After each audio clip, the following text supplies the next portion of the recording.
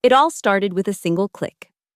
A cold notification sliced through the morning meeting, transforming me from the backbone of our technical infrastructure into a deleted entity in mere seconds. The CTO's face filled my Zoom screen, his words precise and surgical as he announced my termination to the entire company. No warning, no explanation, just execution. But what they didn't know was that my silence that day wasn't surrender. It was the first breath of the storm that would tear their empire apart from its very foundation. My name is Amelia Ross, and for 7 years, I was the invisible architect behind Tech Vault Solutions' entire back-end infrastructure. 32 years old, European-born, American-made. I'd spent my entire adult life building systems that could withstand anything, except, apparently, corporate politics. The Zoom call had started like any other Monday morning all-hands meeting. I was in my home office, second coffee steaming beside my mechanical keyboard, when Brandon Kerr, our CTO, appeared on screen with an expression I'd never seen before. Cold, calculated, final. "Before we begin today's agenda," he said, his voice cutting through the usual pre-meeting chatter, "I need to address a personnel change." My fingers froze over my keyboard. Something in his tone made my stomach drop. "Effective immediately, Amelia Ross is no longer with the company." The words hit me like ice water. My face, thankfully muted and camera off, remained composed while inside. Everything shattered. 7 years. 7 fucking years of 3 a.m. deployments, weekend migrations, building their entire infrastructure from scratch. And this was how it ended. Due to compliance violations and breach of company protocols, her access has been revoked and her position terminated. We wish her the best in her future endeavors. Compliance violations? I wanted to laugh. Or scream. Maybe both. I'd never missed a deadline, never had a security breach, never even taken a sick day without ensuring coverage. My code was clean, my documentation pristine. Hell, I'd written most of their engineering standards. The chat exploded, messages flew past, shock, confusion, questions Brandon ignored. I watched my colleagues, people I'd mentored, people whose code I'd reviewed countless times, react to my professional execution. Some reached out privately, their DMs landing just as my Slack access died mid-message. Then came the systematic erasure. My email, gone. GitHub access, revoked. Even my keycard, sitting uselessly on my desk, would no longer open doors I'd walked through thousands of times. Within minutes, I'd been digitally erased from a company I'd helped build from a 10-person startup to a 300-employee operation. I sat in my chair, hands perfectly still, breathing controlled, no tears, no rage, just a crystalline clarity settling over me like fresh snow. They wanted me gone. Fine. But they'd made one crucial mistake. They'd trained me too well. I knew every vulnerability, every shortcut, every place they'd chosen speed over security because Amelia will fix it later. My phone buzzed. Marcus, my old mentor from my first job. Saw the announcement. This doesn't sound right. Coffee? Then another. Sarah from HR at a competitor. If you need references, I'm here. But I didn't respond. Not yet. Instead, I opened my personal laptop, the one they could never touch, and created a new document. At the top, I typed 3 words that would become my mantra. Make them prove. The thing about silence is that people mistake it for weakness. They see no tears and assume acceptance. They see no anger and assume defeat. But I learned long ago, coding in the darkness of server rooms and debugging in the quiet hours before dawn, that the most powerful force isn't noise, it's precision. Brandon had no idea what he'd just unleashed.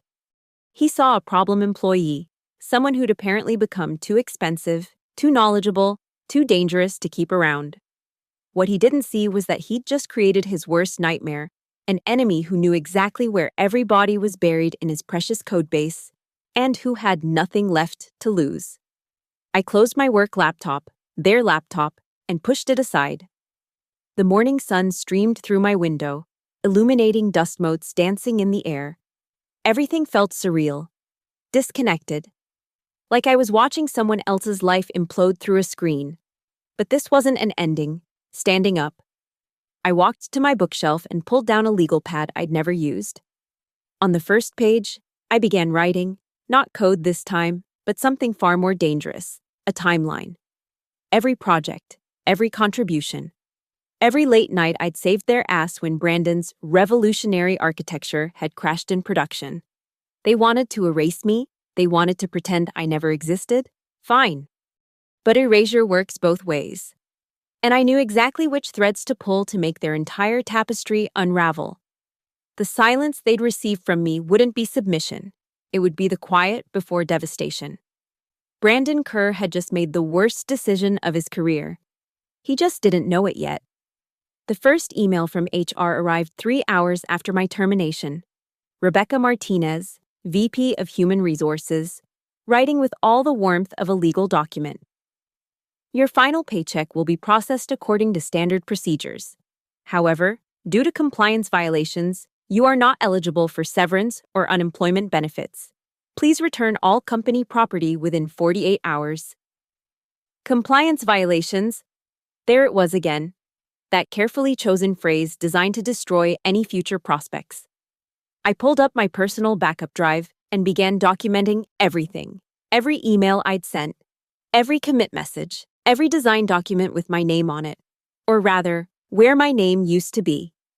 That's when I discovered the true scope of their betrayal. The company wiki, where I'd written over 300 technical documents, had been scrubbed. My name replaced with Tech Vault Team on every single page. The Git history, rewritten. 7 years of commits attributed to generic accounts or, worse, to Brandon himself. They weren't just firing me, they were erasing me from existence. I opened LinkedIn to update my status and found myself locked out. A quick email to support revealed that TechVault had reported my account for fraudulent claims of employment. My hands trembled, not with sadness, but with a rage so cold it felt like nitrogen in my veins. The apartment felt smaller somehow, like the walls were closing in. I needed air. Grabbing my jacket, I headed to the coffee shop where I'd written some of my best code. The barista, Jamie, knew my order by heart. Double espresso, no sugar, like my code, strong and straight to the point. Rough morning, Jamie asked, noticing something in my expression. You could say that. I took my usual corner seat and opened my laptop again. This time, I navigated to my personal cloud storage, to a folder labeled Insurance. Every developer worth their salt keeps backups. But mine were special, time-stamped, digitally signed, and most importantly, created before my employment contract. Proof that certain critical components predated my time at TechVault. My phone rang. Unknown number. Miss Ross, this is Daniel from Wells Fargo Recruitment. We heard about your situation. TechVault's HR department has been very forthcoming about your termination. I'm afraid we'll have to withdraw our interest. Click. So that was their game. Not just termination, complete professional destruction. They were calling potential employers, poisoning Wells before I could even approach them. The compliance violations were their weapon. Vague enough to imply anything from theft to fraud. Specific enough to terrify any recruiter. I pulled up the termination email again, reading between the lines. No specific violation cited. No documentation. No progressive discipline. Just vague accusations designed to make me radioactive in Silicon Valley's incestuous job market. Back in my apartment, I found more evidence of the purge. My Medium articles about TechVault's engineering culture, deleted via copyright claims. My conference talk videos, removed from YouTube. Even my GitHub contributions graph showed a suspicious gap where 7 years of daily commits should have been. They'd thought of everything. Almost, in my desk drawer, beneath old conference badges and dried-up pens, sat a USB drive labeled Core Vault V7.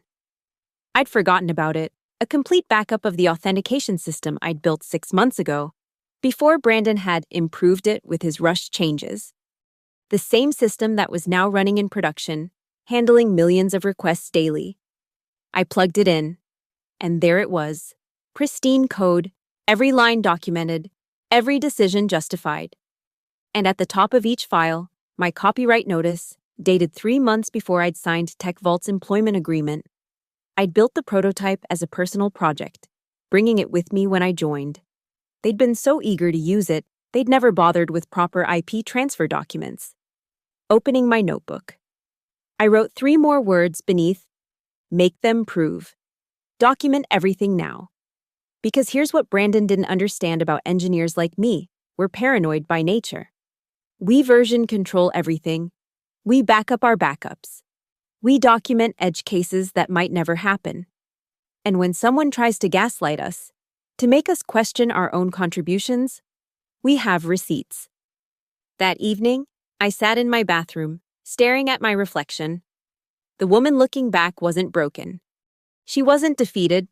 She was something far more dangerous. She was patient. Let them think they'd won. Let them celebrate their clean elimination of a problem employee. I opened my personal journal and wrote, Day 1, post-termination.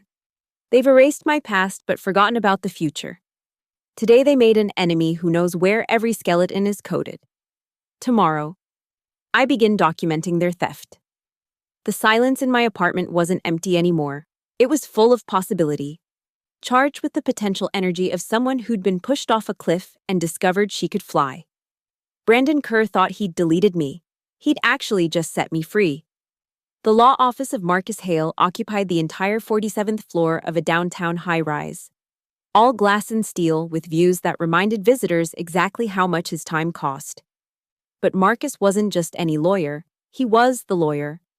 The one who'd taken down Oracle in a copyright case everyone said was unwinnable. More importantly, he owed me a favor from when I'd helped secure his firm's systems pro bono 3 years ago. Amelia, he said, standing as his assistant showed me in. 63 years old, silver-haired, with eyes that could spot a contractual loophole from space. I heard about TechVault, nasty business. I set my laptop bag on his conference table. I need to know what I'm dealing with, legally. Show me everything. For the next 2 hours, I laid it all out. The USB drive with Core Vault v7, screenshots of the wiki before and after the purge, Git commits with my GPG signatures, email threads where Brandon explicitly acknowledged my contributions, patent filings where I was listed as sole inventor, now mysteriously amended. And finally, the crown jewel, my original employment contract. Marcus studied each document with the intensity of a surgeon. When he reached the non-compete clause, his eyebrows rose. They made you sign this? He actually laughed. This is ambitious.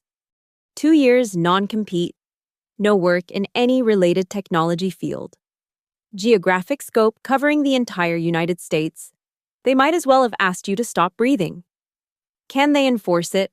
He leaned back, fingers steepled. Here's what they didn't tell you. California passed new legislation last month. Goes into effect January 1st. Makes non-competes in tech completely unenforceable. Retroactively. But there's more. He pulled up something on his tablet. The FTC is about to announce federal guidelines that essentially gut these agreements nationwide. Your timing, intentional or not, is perfect. How perfect? If you stay quiet until January, that's 8 weeks, their non-compete becomes toilet paper. But if you move now, they can tie you up in court for months, maybe years. I nodded, already calculating. What about the IP theft? Marcus's expression turned predatory. That's where this gets interesting. This Core Vault system, you built the prototype before employment? 3 months before, I have timestamps, development logs, even Stack Overflow questions I posted about specific implementation challenges. And they integrated it into their production system? It's running right now, handling authentication for 12 million users. He whistled low. Amelia, they didn't just steal from you. They built their entire security infrastructure on your IP without proper documentation. If you can prove this, and from what I'm seeing, you can, they're looking at massive liability. Every customer contract, every security certification, every SOC 2 audit, all potentially fraudulent. I pulled out another folder. There's more. These are emails where Brandon specifically instructed the team to adapt my personal projects. He called it leveraging open source methodologies. Except your code wasn't open source. Exactly. Marcus stood, pacing to the window. They're scared, Amelia. The erasure, the character assassination, the aggressive non-compete, this isn't standard termination. This is panic. They know what they've done, and they're trying to bury you before you realize it. So what do? You become a ghost. Don't post on social media. Don't update LinkedIn. Don't even argue with their unemployment benefits decision. Yet, let them think they've won. Meanwhile, we build a case that will make their board of directors wake up in cold sweats. I started packing my documents, but Marcus held up a hand. Leave copies with me, everything. And Amelia, start a journal. Document every impact, every lost opportunity, every recruiter who suddenly goes silent, every conference that mysteriously withdraws your speaking invitation. Pain and suffering are subjective, but financial damages, those we can calculate down to the penny. That evening, I sat in my apartment with a fresh legal pad, creating an inventory of everything I'd built at TechVault. The authentication system was just the beginning. There was the distributed caching layer that cut their AWS costs by 60%. The real-time synchronization protocol that powered their mobile app. The machine learning pipeline that everyone thought Brandon had designed. Each component carefully documented, each timestamp verified, each piece of evidence backed up in triplicate, cloud storage, physical drives, and a safety deposit box at a bank TechVault didn't even know existed. My phone buzzed. A text from Leo, one of my former interns. Hey, heard what happened. It's bullshit. BTW, Brandon's freaking out about some production issues. Karma's a bitch. I didn't respond, but I smiled. The production issues were starting already. Without me there to quietly fix Brandon's architectural disasters, the system would begin showing its true fragility. Not catastrophically, I'd built it too well for that, but enough to make people nervous. Opening my journal, I wrote, Day 3. Marcus confirms legal standing strong. 8 weeks until non-compete dies. Beginning evidence compilation. They think I'm defeated. They're wrong. I'm just getting started. The USB drive sat on my desk, innocuous and small. Inside it was 7 years of proof that Amelia Ross didn't just exist. She was the foundation everything else was built on. And foundations, when removed, tend to bring down the entire house. 6 weeks into my exile, Amelia Ross ceased to exist online. LinkedIn profile, deleted. GitHub, archived and hidden. Twitter, deactivated. Even my tech blog went dark, replaced with a simple message. Taking a sabbatical. Back eventually. But while Amelia Ross was disappearing, Elena Ward was being born. The paperwork for North Pine Systems LLC was surprisingly simple. A Delaware C Corp registered to a virtual office, with Elena Ward as CEO, a completely legal alternate business name I'd established years ago for freelance work. The IRS didn't care what name you used as long as the taxes got paid. TechVault's lawyers would be looking for Amelia Ross, not Elena Ward. My apartment had transformed into a war room. Whiteboards covered in architectural diagrams, legal documents organized in color-coded folders, and 3 monitors running various development environments. But the real work happened in a co-working space downtown, paid for in cash, where Elena Ward was building something new. You sure about this? Leo asked, adjusting his glasses as he reviewed my proposed architecture. 24 years old, brilliant, and completely wasted at TechVault where Brandon had him fixing bugs instead of building systems. They fired you too? I asked, though I already knew the answer. Laid off. Budget cuts. He laughed bitterly. Right after I pointed out security flaws in Brandon's new authentication update. Marina arrived an hour later, laptop bag slung over her shoulder, fury still fresh in her eyes. They walked me out yesterday. Said my position was redundant. Let me guess, I said. right after you questioned why the commit history had been altered? How did you? She stopped, understanding dawning. They're cleaning house. Anyone who might question the narrative? I pulled up the architectural plans on the main screen. What if I told you we could build something better? Not a copy.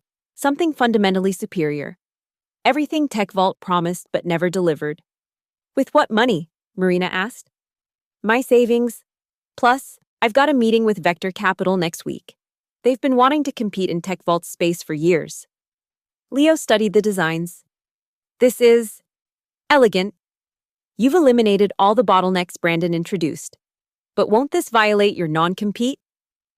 Elena Ward never signed a non-compete with anyone. The next 3 weeks were a blur of 18-hour days. We worked like ghosts, communicating through encrypted channels, meeting in person only at the co-working space. No social media posts, no GitHub commits under our real names, nothing that could trace back to us. The platform we were building, Argonne, wasn't just better than Tech Vault's system. It was what Tech Vault's system should have been if ego and shortcuts hadn't corrupted it. Every line of code was original, written from scratch, but informed by years of knowing exactly where Tech Vault had gone wrong. The beauty, I explained to Leo and Marina over Chinese takeout at 2 a.m., is that we're not copying anything. We're solving the same problems with completely different solutions, like how both Beethoven and Mozart wrote symphonies. But you'd never confuse one for the other. Marina had started calling us the Ghost Team. We communicated through Signal, documented everything in encrypted drives, and never met anywhere near Tech Vault's offices. Paranoid? Maybe. But Brandon had taught me that paranoia was just another word for preparation. The Vector Capital meeting came faster than expected. I sat across from James Morrison, managing partner, in a conference room that screamed old money. As Elena Ward, I pitched Argonne with the confidence of someone who'd built this exact type of system before. Because I had.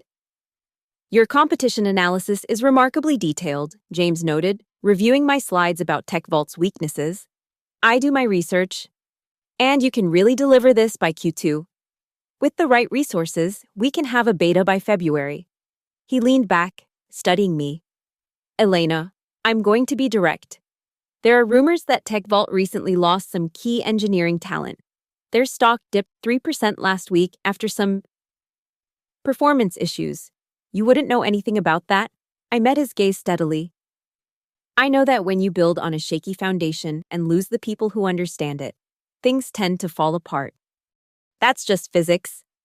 A smile played at the corner of his mouth. Indeed. We're in for 2 million seed, with an option for Series A if you hit your milestones. Walking out of that building, I felt something I hadn't experienced in months. Possibility. Not revenge, not yet, but the framework for something better. Tech Vault had tried to bury me, not knowing I was a seed.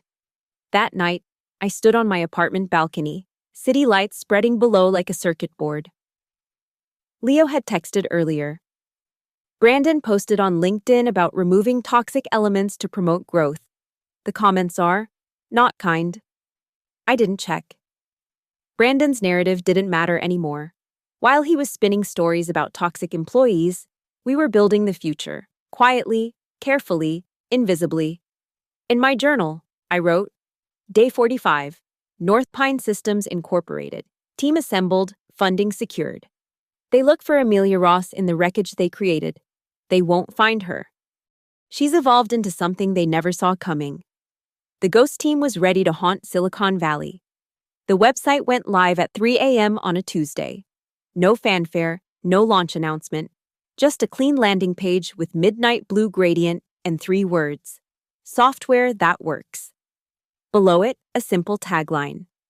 Argonne Platform, enterprise authentication that doesn't break. Within 6 hours, we had our first inquiry. Within 12, we had 10.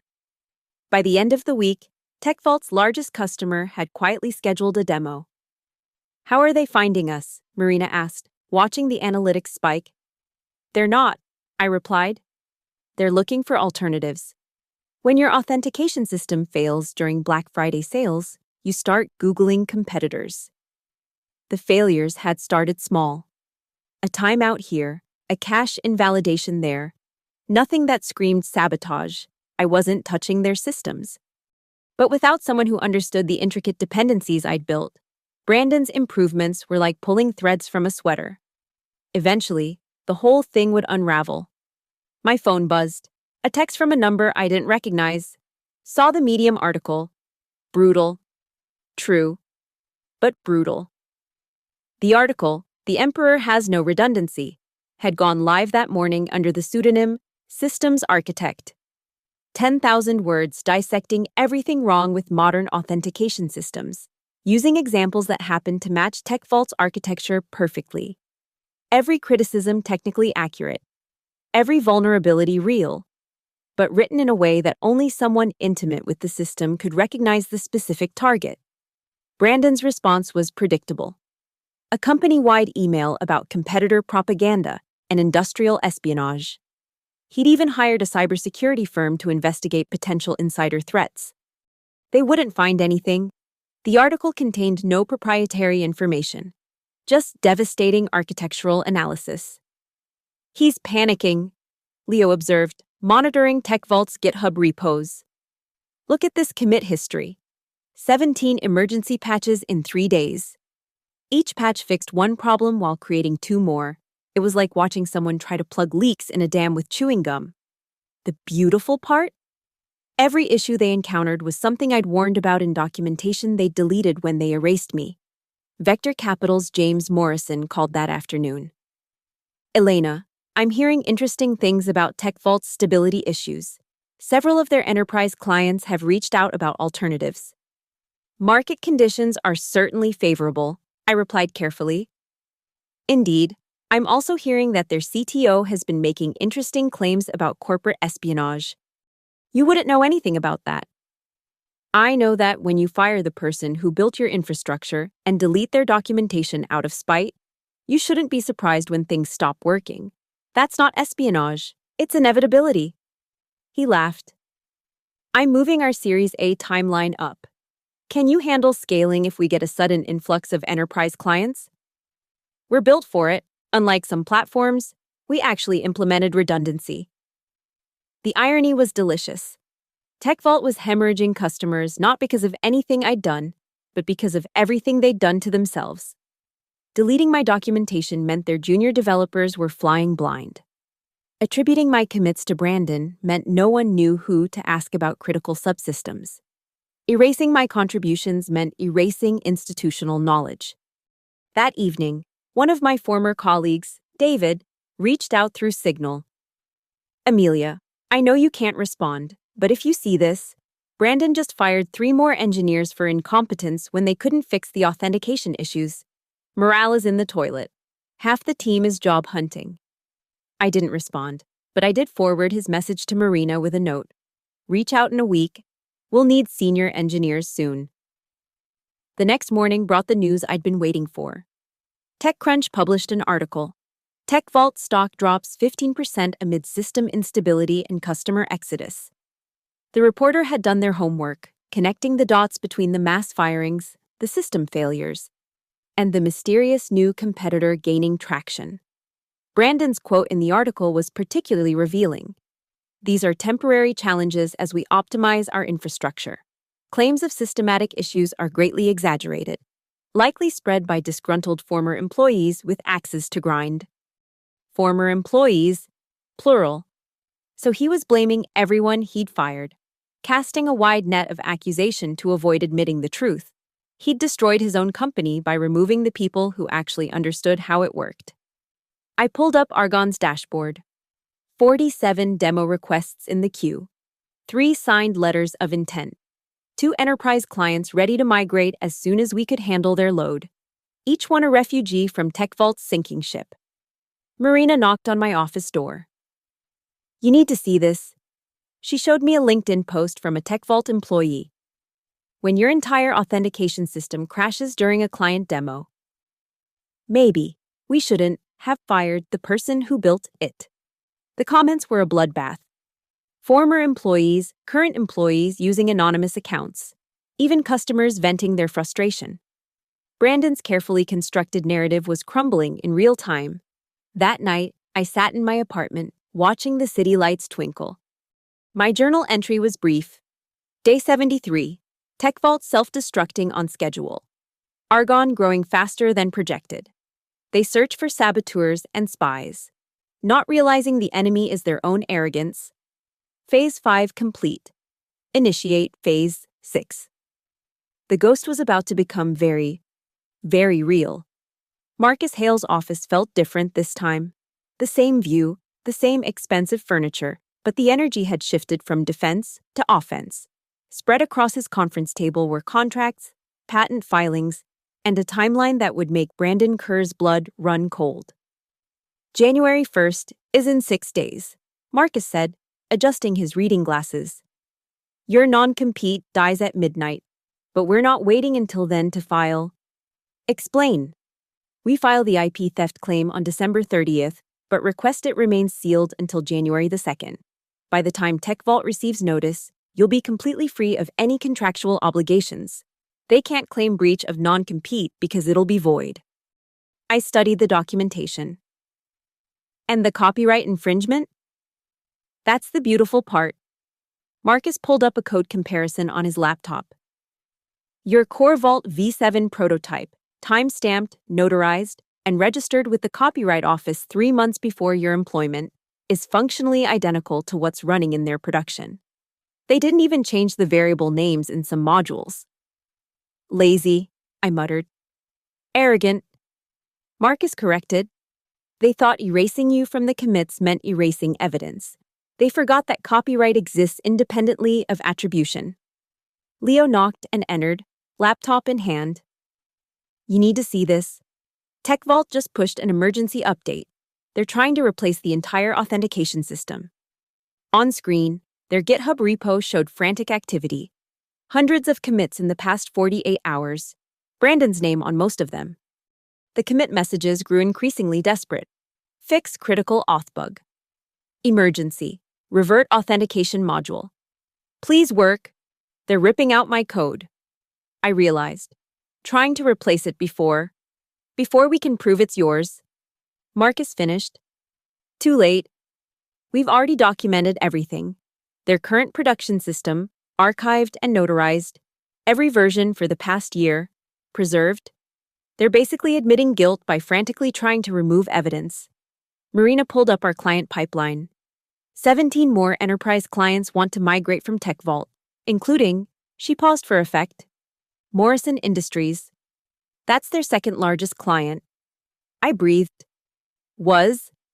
They signed with Argon this morning. Full migration begins January 15th. Marcus leaned forward. Amelia, we need to discuss the acquisition offer. What acquisition offer? The one Tech Vault is about to make.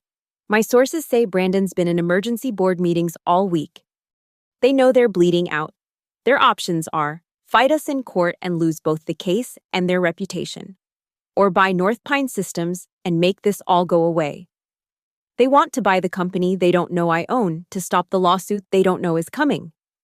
Essentially. But here's where it gets interesting. Marcus pulled out another document. Vector Capital wants to make a preemptive offer. $50 million for North Pine, but you retain Argon's core IP and a board seat. You'd effectively own the technology Tech Vault depends on. I stood, walking to the window. Below, the city hustled through another December day, oblivious to the corporate warfare playing out in glass towers. What's Brandon's weak point? I asked. His ego, Marina said immediately. He needs to be the genius, the visionary. His spending, Leo added. Did you know he bought a 40-foot yacht last month? While the company was hemorrhaging money, Marcus cleared his throat. His contract. The board can terminate him for cause if the company faces material legal threats due to his actions. IP theft certainly qualifies. I turned back to them. Set up the meeting with Vector, but also? I smiled. The first genuine smile in months. File the lawsuit, sealed, like you said, but make sure Brandon's personal assets are included. He signed off on integrating my code. That makes him personally liable. That's aggressive, Marcus warned. That's justice. He didn't just steal my code, he stole my identity, my reputation, my future. The company can survive new leadership. Brandon Kerr shouldn't survive this with his yacht intact. That evening, I met with James Morrison from Vector Capital at a private club downtown. Over aged whiskey that cost more than most people's rent, we structured a deal that would give me everything TechVault had tried to take. You realize, James said, that when this becomes public, Brandon Kerr will be unemployable in tech. He made that choice when he decided to erase me. I'm just returning the favor. Remind me never to get on your bad side, Elena. Or should I say, Amelia? I raised my glass. Call me whatever you want. After January 2nd, I'll own the names that matter. My phone buzzed. A text from David, still at TechVault. Emergency all hands tomorrow. Rumors of acquisition or bankruptcy. Brandon looks like he hasn't slept in days. I forwarded it to Marcus with a note. Time to prepare the final move. In my journal that night, day 87, the foundation is crumbling exactly as predicted. Brandon tries to rebuild what he destroyed, not knowing it's already too late. Every line of code he deletes is evidence. Every patch he pushes is an admission. January 2nd. He learns what silence really sounds like. The courtroom smelled of old wood and nervous sweat. January 15th, 9 a.m. sharp. Northern District of California. I sat beside Marcus, wearing the same black suit I'd worn to my first day at TechVault. A deliberate choice. Across the aisle, Brandon Kerr fidgeted in his chair, his usual confidence replaced by something that looked like fear. Judge Patricia Hayward, 71 years old with a reputation for despising corporate bullies, reviewed the documents. The silence stretched like a held breath. Mr. Kerr, she began, voice cutting through the quiet. Do you recognize this code? On the screen, my Core Vault authentication module filled the display. Every line, every comment, every elegant solution I'd crafted before TechVault existed. Brandon's lawyer, a sharp-suited man named Harrison, stood. Your Honor, that code was developed as work for hire under Ms. Ross's employment contract, which didn't exist yet. Marcus interrupted smoothly, standing. As documented evidence shows, this code was written, copyrighted, and registered 3 months before Ms. Ross joined TechVault. Here are the copyright certificates, the GitHub repository history from her personal account, and notarized timestamps. Judge Hayward's eyes narrowed. Mr. Harrison, are you suggesting your client time-traveled? Nervous laughter rippled through the courtroom. Brandon's face flushed red. Furthermore, Marcus continued. We have emails from Mr. Kerr specifically instructing his team to integrate Amelia's personal authentication project into TechVault's infrastructure. His own words acknowledge it as her personal work. The judge pulled up the email on her screen. Brandon had signed it. Thanks for the donation to the cause, BK. My stomach tightened, remembering how he'd laughed when writing that, calling my work a donation while planning to steal it. Your Honor, Harrison tried again. The non-compete agreement clearly states, which became void on January 1st under California's new legislation. Judge Hayward cut him off. I'm aware of the law, counselor. What I'm trying to understand is how TechVault believes it owns code that predates Ms. Ross's employment. Brandon suddenly stood. She sabotaged us. After we fired her, our systems started failing. Mr. Kerr. Harrison grabbed his client's arm, but Brandon shook him off. She built backdoors. She's been attacking us. Judge Hayward's gavel cracked once. Mr. Kerr, do you have evidence of these alleged attacks? The timing is coincidental, I said, speaking for the first time. All eyes turned to me. Your Honor, I haven't touched TechVault's systems since my termination. Their failures began when they deleted my documentation, erased my contributions from their records, and tried to maintain code they didn't understand. I have alibis for every supposed attack. I was building Argonne platform with my team. Marcus submitted our evidence, timestamps showing our development work, Vector Capital meeting logs, even security footage from our co-working space showing us nowhere near Tech Vault during their system failures. What Mr. Kerr calls sabotage, I continued, is simply incompetence. When you fire the architect and burn the blueprints, you shouldn't be surprised when the building collapses. Brandon's face went from red to purple. You planned this. I planned to move on with my life. You're the one who stole my code, erased my contributions, and destroyed my reputation. Every problem you're facing, you created. Judge Hayward reviewed more documents, the patent filings with my name removed, the wiki edits erasing my contributions, the commit history rewritten to attribute my work to Brandon. Mr.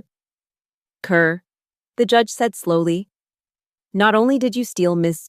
Ross's intellectual property, but you systematically attempted to erase evidence of her contributions. This court finds your actions deliberately malicious. Harrison made one last attempt.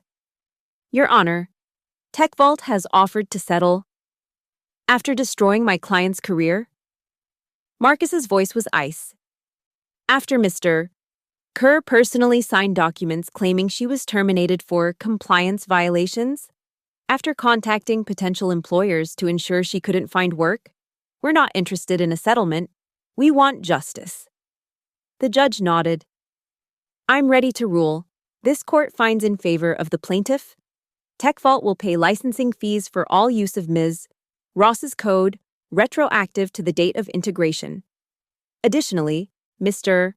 Kerr is personally liable for defamation and intentional infliction of emotional distress. Your Honor, Marcus added, there's one more matter. The acquisition. Brandon's head snapped up. What acquisition? Marcus smiled. North Pine Systems LLC, doing business as Argonne Platform, has agreed to acquisition by Vector Capital for $50 million. As part of the agreement, Ms. Ross retains ownership of the Core Vault IP. TechVault will need to license it from her. Indefinitely. The color drained from Brandon's face as he realized what this meant. Every time TechVault authenticated a user, they'd pay me. Every transaction, every login, every API call, pennies that would add up to millions. Court is adjourned, Judge Hayward announced. As we gathered our documents, Brandon approached, Harrison trying to hold him back. You destroyed my company, he hissed. I met his eyes calmly. No. Brandon, you destroyed your company the day you decided I was disposable. I just documented it. Walking out of that courtroom, San Francisco's morning fog was lifting, revealing a crystal-clear sky. Marcus clapped me on the shoulder. How does it feel? Like justice, I said. Silent, patient justice. The cafe overlooked the bay, one of those hidden spots only locals knew about.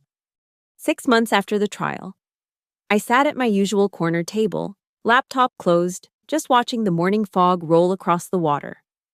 My phone buzzed with the notification I'd been expecting. The first licensing payment from TechVault had just cleared, 7 figures, right on schedule. I didn't smile, didn't celebrate, just took another sip of my black coffee and let the moment exist. The news had broken 3 months ago. TechVault CTO Brandon Kerr resigns amid IP scandal. The board had given him a choice, resign quietly or be fired publicly.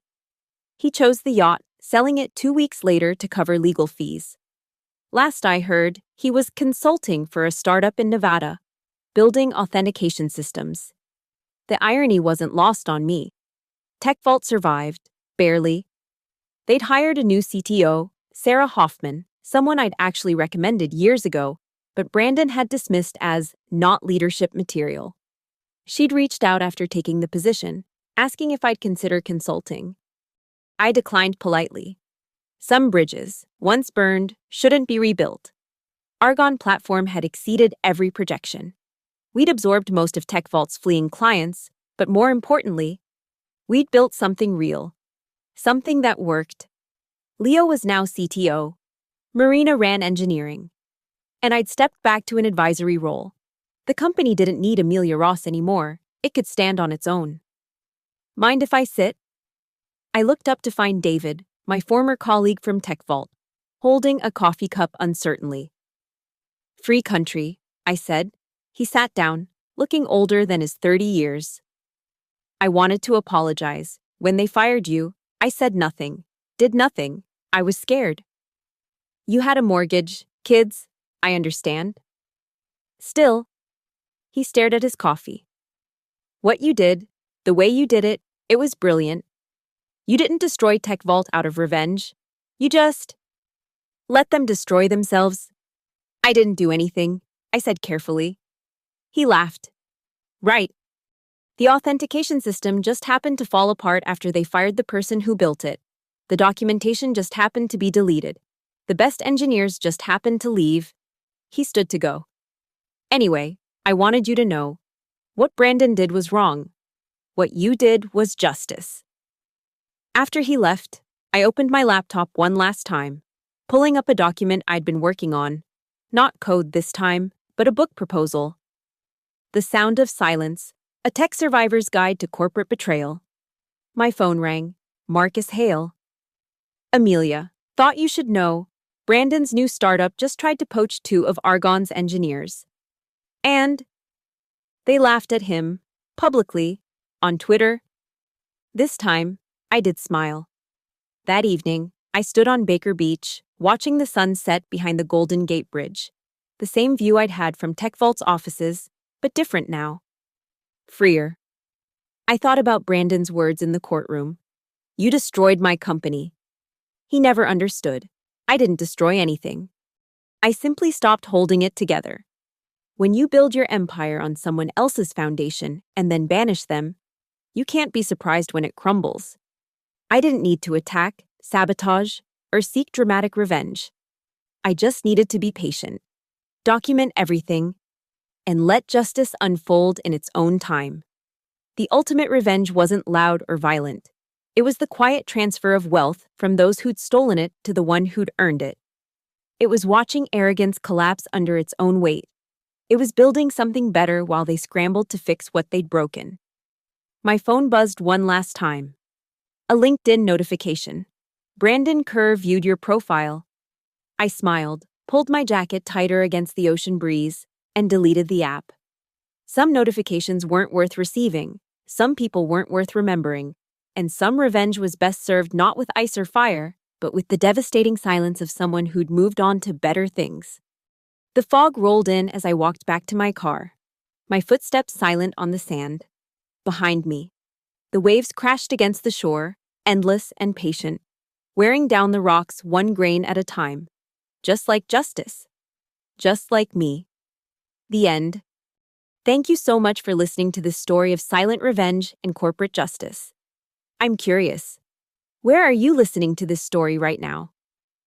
Are you driving to work, relaxing at home, or perhaps taking a break during your own office battles? Drop a comment below and let me know.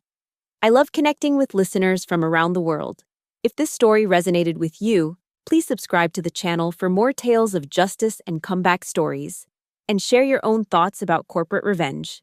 Have you ever witnessed or experienced something similar? Let's discuss in the comments below.